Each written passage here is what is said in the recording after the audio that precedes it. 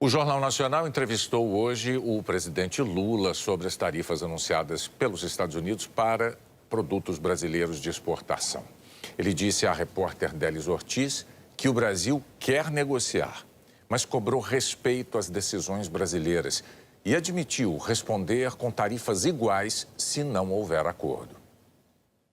Boa noite, presidente. Boa noite, Délis. A primeira pergunta é de ordem prática. O senhor mencionou a lei da reciprocidade, mesmo com a ameaça explícita do presidente Trump de responder com mais tarifas a qualquer taxação decidida pelo Brasil. Como é que o senhor, governo, pretende escapar desse círculo? Olha, primeiro é importante levar em conta que há algumas coisas que um ser humano e um governo não podem admitir. É a ingerência de um país na soberania de outro. E mais grave, a intromissão de um presidente de um país no poder judiciário do meu país. É inaceitável que o presidente Trump manda uma carta, sabe, pelo site dele, sabe, e começa dizendo que é preciso, sabe, acabar com as caças bruxas. Isso é inadmissível. Primeiro porque isso aqui tem justiça e a gente está fazendo um processo com direito à presunção de inocência de quem é vítima. Se quem é vítima cometeu um erro, vai ser punido. Aqui no Brasil é punido. A segunda coisa é que é inverossímil o fato pelo qual se aumentou a tarifa.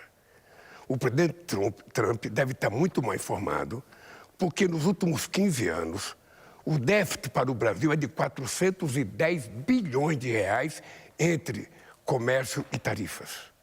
Portanto, não existe explicação a não ser uma falta de informação e depois tentando atrapalhar uma relação muito virtuosa que o Brasil tem com os Estados Unidos há 200 anos.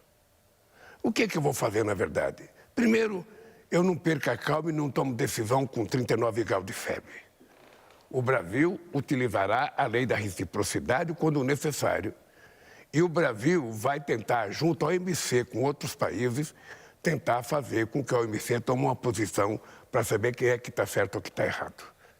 A partir daí, se não houver solução, nós vamos entrar com a reciprocidade já a partir do 1º de agosto, quando ele começa a taxar o Brasil.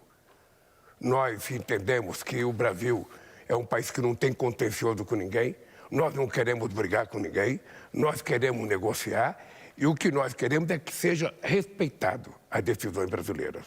Portanto, se ele ficar brincando de taxação, vai ser infinita essa taxação. Nós vamos chegar a milhões e milhões e milhões de % de taxa de coisa. O que o Brasil não aceita é intromissão nas coisas do Brasil. Ele tem o direito de tomar decisão em defesa do país dele, mas com base na verdade. Se alguém orientou ele com uma mentira de que os Estados Unidos é deficitário com o país, mentiu.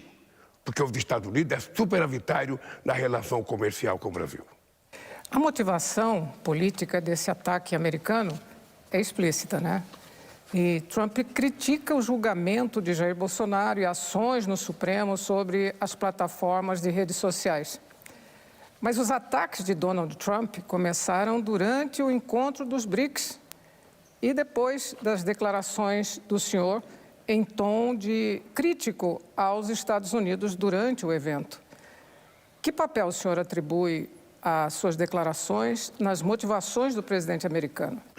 Nenhuma. Veja, primeiro, os BRICS é um fórum que ocupa hoje metade da população mundial e quase 30% do PIB mundial. E dentro dos BRICS está países que participam do G20. 10 países dos BRICS participam do G20, aonde o senhor Trump participa. Segunda coisa, nós temos 3 países que foram convidados do G7 agora. 4 países, Brasil, México, África do Sul e Índia. Quarta coisa, o BRICS é um agrupamento de países que trabalha em prol do sul global. Nós cansamos de ser subordinados ao norte. Nós queremos ter independência nas nossas políticas, queremos fazer comércio mais livre e as coisas estão acontecendo de forma maravilhosa. As coisas vão continuar melhorando e nós estamos discutindo, inclusive, a possibilidade de ter uma moeda própria ou, quem sabe, com as moedas de cada país, a gente fazer comércio sem precisar utilizar o dólar. Porque não temos a máquina de rodar dólar, só os Estados Unidos que tem. E nós não precisamos, sabe, disso para fazer comércio exterior. Agora, achar que os BRICS é a razão pela qual o Trump ficou nervoso, o Brasil nunca ficou nervoso com a participação do G7, o Brasil nunca ficou nervoso com as coisas que os Estados Unidos faz. Cada país tem soberania de fazer aquilo que quer. Então eu penso que o presidente Trump precisa se cercar de pessoas que o informem corretamente sobre como é virtuosa a relação Brasil-Estados Unidos. O senhor criticou Donald Trump por ingerência em questões que firam a independência das instituições brasileiras, né? Mas o senhor recebeu críticas por visitar a ex-presidente argentina Cristina Kirchner agora, né? Condenada por corrupção e por defender com cartaz a liberdade dela. Como é que o senhor responde a essas acusações de ter interferido nas questões internas de um país soberano, a Argentina? Com muita firmeza. Eu fui visitar a presidenta Cristina com autorização da Justiça Argentina. Eu só fui lá porque a Justiça Argentina decidiu que eu fosse visitar, atendendo um pedido da própria Cristina. Eu fui fazer uma visita humanitária. Eu nunca me preocupei que o Trump recebesse o Bolsonaro ou qualquer pessoa. É direito de cada presidente fazer o que quiser.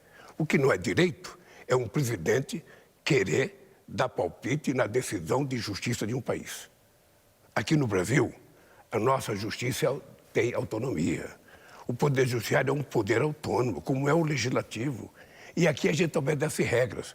O que o presidente Trump tem que saber é que se aqui no Brasil ele tivesse feito o que ele fez, sabe, nos Estados Unidos, com as eleições, ele também estaria sendo processado. E estaria sendo julgado. E se fosse culpado, ele seria preso. É assim que funciona a lei para todo no mundo. Ou seja, nós precisamos aprender a respeitar. Você nunca viu me meter numa decisão de justiça americana. Nunca viu. E o que eu espero é reciprocidade, que ele também não se meta nos problemas brasileiros. Esse ataque americano às exportações brasileiras levantou preocupações enormes nas empresas exportadoras. Que papel o senhor espera que esses setores empresariais desempenhem na formulação de uma resposta do governo aos Estados Unidos? É só importante a gente deixar claro para a opinião pública que não é uma taxação ao Brasil. Ele vem taxando todos os países do mundo desde que tomou posse. É um direito dele, mas é um direito dos países reagir. Ora, o que é que eu pretendo fazer? Veja, primeiro eu pretendo reunir todos os empresários que têm exportação para os Estados Unidos. Sobretudo aqueles que têm maior volume de exportação, suco de laranja, aço, sabe? A Embraer, que exporta muito para os Estados Unidos, para conversar, para ver qual é a situação deles. Nós vamos tentar fazer todo o processo de negociação que for possível fazer. O Brasil gosta de negociar, o Brasil não gosta de contencioso.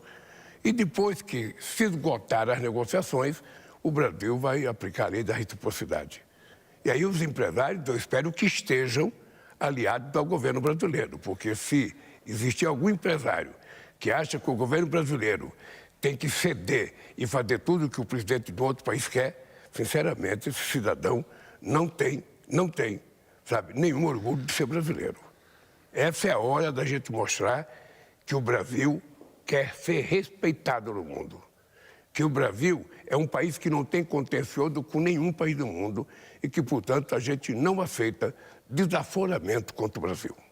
Aqui para encerrar, presidente, o presidente Donald Trump, ele está na Casa Branca há 7 meses, né? Por que motivo o governo do senhor não fez nenhum movimento para estabelecer contato direto, mais próximo com o governo do nosso segundo maior parceiro comercial? Olha, primeiro eu mandei uma carta dando os parabéns da vitória do Trump. Eu não tenho que conversar com o Trump até agora, não tenho nenhuma razão. Eu imaginei encontrar com o Trump no G7. Quando nós chegamos lá, ele tinha saído, porque a reunião foi feita num lugar muito escondido, porque o Trump não seria bem recebido no Canadá. Então, quando eu cheguei, eu e os convidados, eu e o primeiro-ministro Modi, a Cláudia, presidenta do México, e o Ramaphosa, presidente da África do Sul, quando nós chegamos lá, o Trump tinha vindo embora na outra noite. Na hora que houver necessidade de conversar com o Trump, eu não tenho nenhum problema de ligar para ele, como eu já liguei para o Clinton, já liguei para o Bush, já liguei para o Obama, já liguei para o Biden. Agora é preciso ter uma razão para ligar. Dois presidentes não ficam ligando para contar piada. Ele, por exemplo, ele poderia ter ligado para o Brasil para dizer da medida que ele vai tomar. Ele poderia, ele não mandou nenhuma carta, nós não recebemos carta. Ele publicou no site dele uma total falta de respeito, que é um comportamento dele com todo mundo.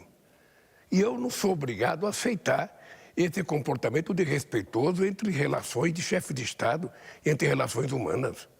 Educação é bom. E a gente gosta de receber e gosta de dar. E o Brasil quer ser bem tratado. Quando eu tiver um assunto sério para tratar com os Estados Unidos, eu não terei nenhum problema de pegar o telefone e ligar para a Casa Branca pedindo para conversar com o presidente Trump. Por enquanto eu não tenho. Agora, veja, agora é o seguinte, nós vamos criar uma comissão de negociação juntando empresários e o governo, vamos ver quais são as decisões, quem é afetado, como é que vai ser afetado, como é que a gente pode procurar novos mercados.